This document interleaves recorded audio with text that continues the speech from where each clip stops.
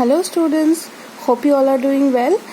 So in previous class we have seen about the types of forces, that is contact force and non-contact force. Today we will study about each and every particular force. That is, firstly we will start with muscular force. So muscular force is a kind of contact force. Contact force means, let's recap once again. Contact force means forces that come into play where after the interaction between the two objects. That means two objects need to interact with each other. Now let's see what is muscular force. Forces that come into play because of action of muscle. That means we use our muscle power. When we fight in the class, we use our muscles. When we shake hands also, after fighting, we also use our muscles. So these kind of forces are called muscular force. Also, when you play cricket, football and games like this, we also use our muscles, yes or no? So these kind of forces are called muscular forces. Example, muscular force is applied when we write, walk, etc. When we write also we use our muscles, right? See, we are using our muscles. Next, frictional force. So force exerted by the surface over an object whenever the object moves on the surface. Now whenever any object move on the surface also tries to push the object backward. Now this backward push of the object is called frictional force. Now suppose here we have a object.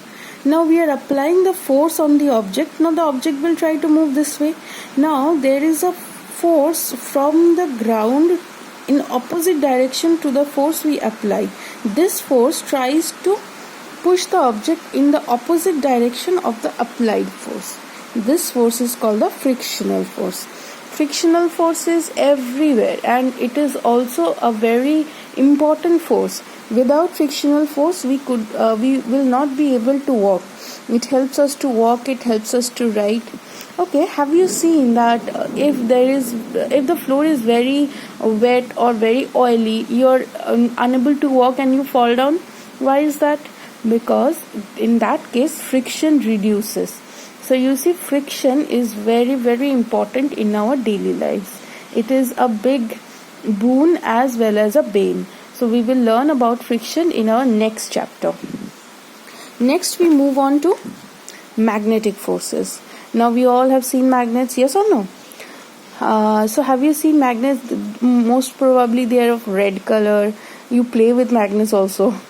So forces exerted by any magnetic object. So when you bring two magnets together, sometimes you see they will attract each other and sometimes you will see there is a repulsive force, right? So why does this happen? Let's see. So a magnet basically has two poles. One is north pole and one is south pole. Now like poles, they repulse each other. So for example, when you bring two magnets close to each other and both the poles are close, that means south pole and south pole is close, then what will happen? The magnet will repulse each other. So this force is called the repulsion force.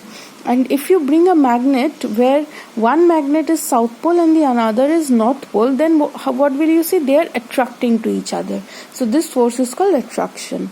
Now there are two laws of magnetic force. One is unlike poles attract each other. That means unlike poles means north pole and south pole. They will attract each other, and like poles repel each other. That means if you have two south pole together or if you bring two north pole together, those poles will repel each other. Next we will see about electrostatic force. Force exerted by a charged particle is called electrostatic force. Now today I will give you homework. I will give you a demonstration to do at home. Firstly, you shampoo your hair nicely, okay? Then you tear up some pages, very small bits of pages. Now you comb your hair nicely with a comb and bring that comb near the bits of paper and tell me what happens afterwards, okay? Okay, now see, charged particles. Now there are two kinds of charged particles. One is positive and one is negative. Now if you bring two positive charged particles, you will see that they are repulsing each other. That means there is a force of repulsion. They will move away. If you bring two negative charge, then also you will see that they are moving away. That means there is a force of repulsion. If you bring one positive and one negative, you will see that they are attracted towards each other. That means there is a force of attraction. So here also, exactly like the magnetic force, there are two cases. That is, like charges, they are repelling each other, and unlike charges, they are attracting each other. Nice, isn't it? Okay, so I will tell you the answer. You will see that when you bring the comb near the bits of paper, they are getting attracted. You know why? When does they get attracted? Yes, when there is positive and negative charge. Okay, next we will come to gravitational force. Now, gravitational force, it is an attractive force that is applied by the earth on all objects, also called the force of gravity, or you can simply call it gravity. So what does it mean? Let's see. Suppose we are staying in the earth, yes or no? So inside the earth there is a big magnet. This magnet, or whatever it is, this attract everything towards its center.